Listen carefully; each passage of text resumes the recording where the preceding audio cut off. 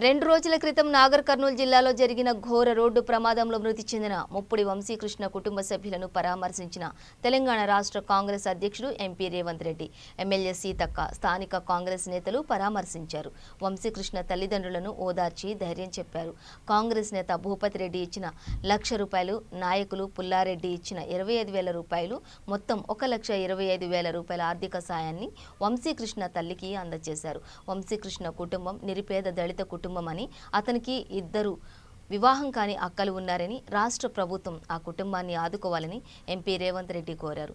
దేశ ప్రధాని దిగ్భ్రాంతి చెంది ₹2,00,000 అందిస్తే ముఖ్యమంత్రి కేసీఆర్ సంతాపం మాత్రమే ప్రకటించారని ఆవేదన వ్యక్తం చేశారు. ఈ కార్యక్రమంలో స్థానిక కాంగ్రెస్ నాయకులు భూపతి రెడ్డి, జ్యోత్స్న శివారెడ్డి, నాయకులు, కార్యకర్తలు పాల్గొన్నారు.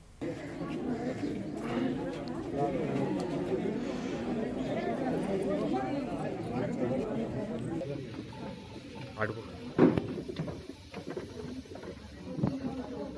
కొద్దిగా జరగదు.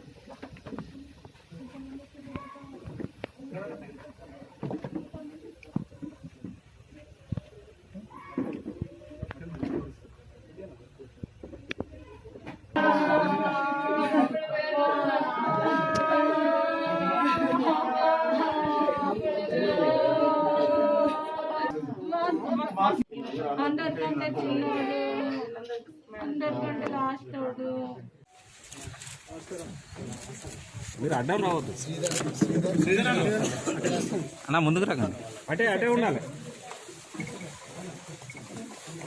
జోహార్ వంశకృష్ణ, జోహార్ వంశకృష్ణ, జోహార్.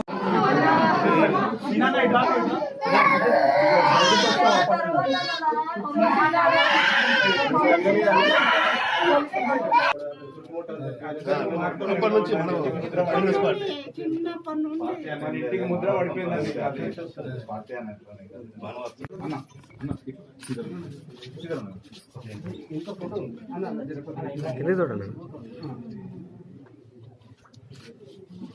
భూపతిరెడ్డి పటేలమ్మ ఇక్కడనే ఉంటాడు.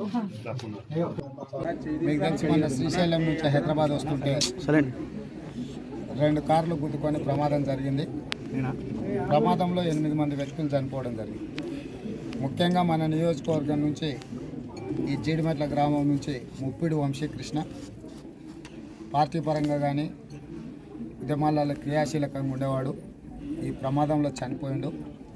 ఆ కుటుంబాన్ని పరామర్శిద్దామని వచ్చిన ఆ కుటుంబం దళిత కుటుంబం, నిరుపేద కుటుంబం. వంశీకృష్ణకు 6 మంది సోదరీమణులు, కొంతమంది పెళ్ళిళ్ళు కూడా కాలే. ప్రభుత్వం వైపు నుంచి ఏమైనా సహకారం అందిందేమని నేను అనుకున్న. విచారణ చేస్తే ఎలాంటి సహకారం అందలేదు. కనీసం ఎంఆర్ఓలు, ఆర్టీఓలు, జాయింట్ కలెక్టర్ కూడా కనీసం కుటుంబాన్ని పరామర్శించడానికి రాలేదు. ఎప్పుడైనా ప్రమాదవశాత్తు చనిపోతే ఆ శవాలను ప్రమాద సంఘటన నుంచి తీసుకురావడమే కాకుండా దహన సంస్కారాలు చేసే వరకు ప్రభుత్వమే బాధ్యత వహించాలి.